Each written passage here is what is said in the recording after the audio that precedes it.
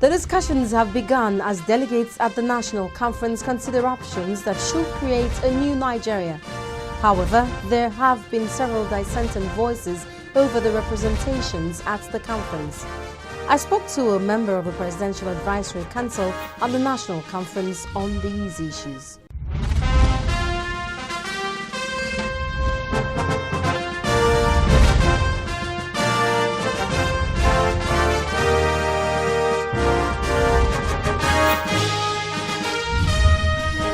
Hello, welcome to Dateline Abuja. I am Omelogo Nadi.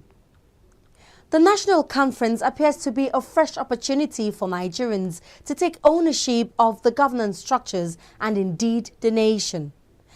Various groups have raised contentious issues like the list of delegates, among others, and on this week's edition of the program, a member of the Presidential Advisory Council on the National Conference explained how they arrived at some of the issues.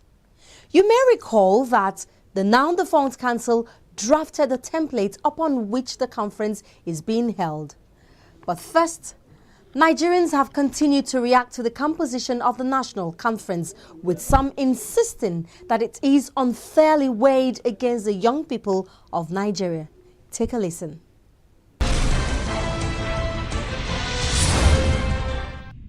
If you have a country that has 75% of the population is between the ages of 18 and 35, then I think there's a disproportion in representation of the young people who should have a voice in the way we govern ourselves, because they are the future, they're the leaders of the tomorrow, and they should have a say. This is a view that has been expressed by other people in the country. Delegates at the conference, however, expressed their own view on the matter. Who are those making the rules? Who is the president? Who is the vice president? These are people who are above 50 years. And whether we like it or not, the experience is very, very important in matters like this. I think that it takes the energy of young people and the experience of the aged to make progress in the society. The unfortunate thing about the Nigerian ruling elite, especially the elderly ones, is that they have not made things easy for themselves by some of the actions that they have taken in the time past. But we need their experience to start off from. I mean, you have to know history to decide on the present and map out the future. So we need them in our midst. And so far, they have been very interactive. They have helped the younger ones to know what has been on ground. I think the young people has more stake in this conference. Unfortunately, the selection process has favored the elderly ones. Now I'm out here on the streets in the Federal Capital Territory to understand from other Nigerians what their views are on this issue. I so much believe that the youths should have been included, because they say we are the future. Then we realize the future. If the old ones that are still the ones representing us, then when and how are we going to learn? When are we going to contribute our own quota?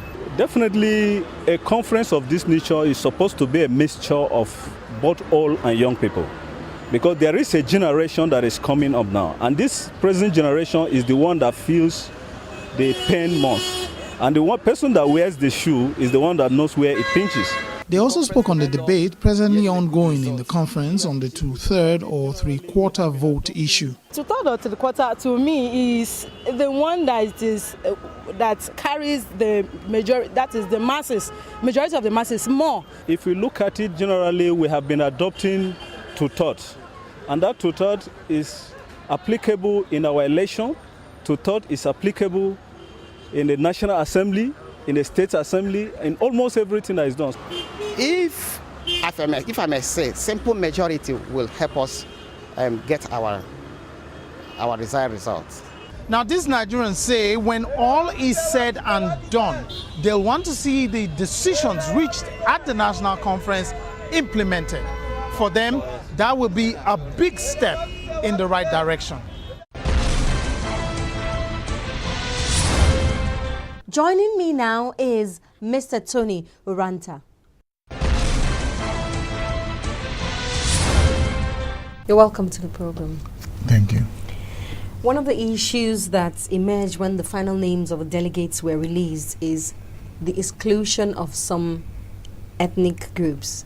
Among them, we have people like the Shakiri, the Ijaw group in Ondo State, the Ogoni people, the Nupe, several other interest groups. We even have people living with disabilities. Recently, we got a press release saying that they were excluded. They are being excluded from the conference. Well, I think let me cut in there because this misinformation has gone on for too long. Governor Duaha nominated Chief Jemide to represent the Chekiri from Delta. Inadvertently, he was not on the first list. But the list that is currently playing and the fact that Chief Jemide was sitting at the inauguration is evident that Chekiri are there. Represented. Ledum Mitie was sitting at the inauguration. It's evident that Ogoni are there. There are disabled represented at the conference. What's happened is this. The committee which I served on, the advisory committee to the president on the conference, came to the realization that we do not even know how many ethnic nationalities there are in Nigeria. And even if we were to know how many there are, we could not wait. That is, we could not put by virtue of numbers. We could not say, okay, the Yorubas should have X number of delegates, the Nupe should have X number, because none of our censuses in the past have had any sections devoted to enumerating numbers for ethnic nationalities. In fact, there is nowhere in the census forms where they ask which ethnic nationality do you belong to. So we now realize that it would therefore be very dangerous. No matter how many ethnic nationalities you would try to bring in, you could never exclude the possibility that there would still be quite a number of people that will come out and say they have been excluded. We therefore recommended that people, so as to capture ethnic nationalities, people should be recommended by the state governments, recommended by socio-political groups, socio-cultural groups, and special interest groups. And you see, within these parameters, we have been able to capture the majority. Okay. That's why there are so few complaints at the moment. But we did not. It is not an ethnic nationalities conference. It is a national conference. As the president rightly said, we have to de-emphasize the lines of ethnicity. Though they are real, I am an Ijaw from Rivers State. There are Ijaws, like you said, from Ondo State. But we are all Ijaws. So there's a real ethnic demarcation. However, we cannot and should not restrict ourselves strictly to this ethnic demarcation, because it will end up being inimical to the development of Nigeria as a nation, united and progressive. We'll go on a short break now, and when we return, we look at the National Conference and the teething issues.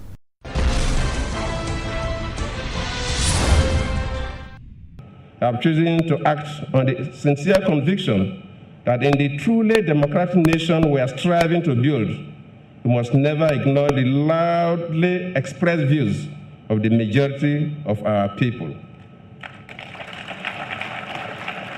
Indeed, I am quite worried when I hear people say that some participants in this national conversation are coming here to defend and promote ethnic or clannish agenda. It is very regrettable that there are persons who still believe that we cannot undertake any collective task in our country without the hindrance of ethnic rivalry, even after 100 years of nationhood. This conference gives us an opportunity to prove such persons wrong, and I believe it will. I know the task before you is onerous, but there must be only one winner, And there can only be one winner if we do everything right, and that winner must be Nigeria. And let me again repeat what I've been saying, that Goodluck Jonathan has no personal agenda. I've said it before, and I need to repeat today that I am with the delegates that will discuss these issues.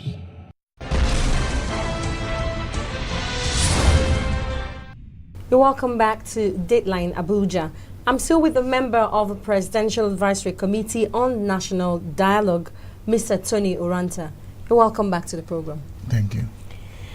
Let's look at the outcome of the conference. The president has revealed that the outcome of the conference may go through a referendum. How are you expecting this referendum to be conducted? What the advisory committee recommended is that the National Conference has a life of its own.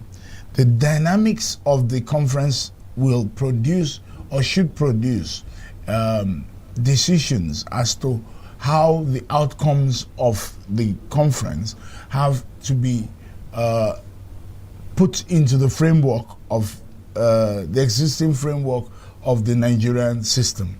Whether it's going to mean creating a new constitution or amending the present constitution, the National Conference itself will decide that. In like manner, the National Conference will also decide whether it wants a national referendum on its outcomes to decide finally what is the outcome of the conference, or whether it wants a national referendum to decide before they take it to the National Assembly, or whether it does not want a national referendum. Now, when it decides whatever it decides, it will now spell out the process for it to go through that referendum if it so decides. However, as the president rightly said, and as we had been campaigning for over a year before now, the wrinkle in the whole process would have come from the National Assembly and the fact that the present Constitution of 1999, as amended, does not have in place any provisions for a referendum to be held on an issue like the outcomes of the National Conference. So the Senate and House Joint Committee that have been sitting on amendments have now put forward that there has to be allowance for a referendum of any future amendments or creation of brand new constitutions before they come into effect. That has not yet been accepted as across the board in the Senate and in the House, and it has not yet even been thrown back to the state assemblies so as to be accepted. But we strongly hope, having found out that all these people are representatives of the people. And believe me or not, as the president said, sovereignty resides in the people. Yes, we elected them. They are there on our behalf. But the conference is more of the people right now. I'm not a politician, so I'm not going to be political. It's more of the people than those two houses right now. If that conference decides that it wants a referendum, I think it will be foolhardy of the National Assembly to deny them a referendum. All right. We also understand that there will be an online poll on some of the debates at the National Conference for Nigerians outside the conference to make their views known on issues at the debate. Now, my question is, how do you control the process to ensure that people do not vote more than once, for instance, and then barring any manipulation of the poll, whose judgment will prevail on a topic when the delegates vote yes and the Nigerians contributing online say no? Well, what I understand should be done or is expected to be done is what we recommended, and that is that there should be real-time online streaming of the proceedings of the conference, so that when you channels or any other station are off the air, you're not focusing on the conference, any and every Nigerian can use their mobile phones, smartphones and so on, to access the conference on issues that we are interested in, and there will be portals for them to interface, so to say, with the conference. However, all they will be doing will be laying moral suasion. Okay. You see, if I represent, for example, the Southeast, and all the people from the Southeast start polling saying we want a third Niger bridge, it will not make sense for me not to at least get a feedback from them and see whether it's possible to put forward that position. So I believe that those issues will come forward, challenges, but those challenges will be resolved as the time goes on. All right, on a final note, the conference has just started. Are you optimistic on its outcome? Very. The fact that it's even come to be is enough reason to give optimism to any Nigerian, because considering the level of opposition to this conference before it was even a tangible idea in the minds of Nigerians, and even after by the opposition parties, who have now all come on board, even if they don't come on board as the acronyms or the alphabets of their parties. They've got people are representing every state and every state government.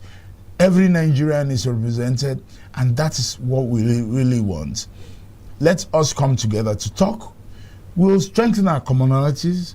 We will resolve better our differences. We will build better an economically developing and progressive Nigeria whilst we stay united without having an Arab Spring. Without having an Arab Spring. Let's talk so we don't war. Thank you so much for coming on the program. Thank you, man.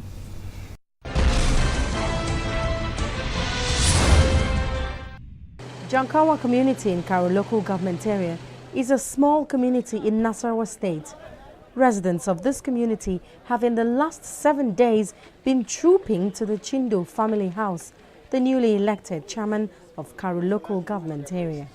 I have a plan of erecting primary health cares across the 11 electoral wards so that it will be near to the people. From our highway, that is where refuse are dumped. By God's grace, in the next 3 months, you cannot see that refuse in the highway again. Access to communities are very tight. No drainage, no gutter, nothing. I want to open up some places. He is one of their own. They know him, and members of this community trust the new chairman to deliver. I believe in Honorable Chindo. He can do it. I believe in him. He can do it. 1 year is good enough for a good leader who has the people at heart to set a good foundation. But for some other people, it is not all talk. Action too must follow words. And this, they say, goes for all politicians as 2015 approaches. We have been listening to stories and promises, you understand. But this time, we will prefer action. With the 2015 elections that is around the corner, I think what is paramount in the minds of every electorate is just peace. And anything that politicians will do that will bring lasting peace to communities, it is what is important. Dealing with racism, this way is not possible. No one can pass here in racism. What we need, if the chairman can be able to help us to walk the road, we are okay. Even though if you cannot give us water about this road, we really need this road. Abu da muke so shine muna son a gyara wannan muna da matsalan hanya da matsalan ruwa da kuma wuta akwai makarantu ba mu samu isassun makaranta a cikin gari ba.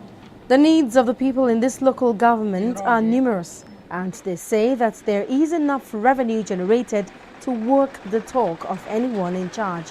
That is besides the allocation that should come from government monthly. They also say that good works, just like success, has many friends, and their weight will be thrown behind anyone that gives the people what they need. Omelogo Nadi, Channels Television News.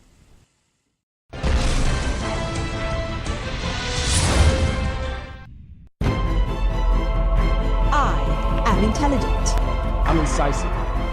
I am passionate. I am focused.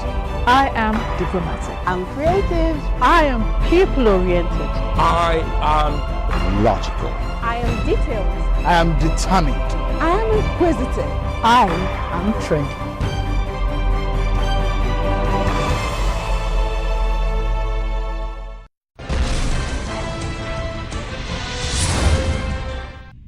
Thank you for your mails. Do keep them coming by sending your comments and views to the address and Twitter handle on your screen. See you next time.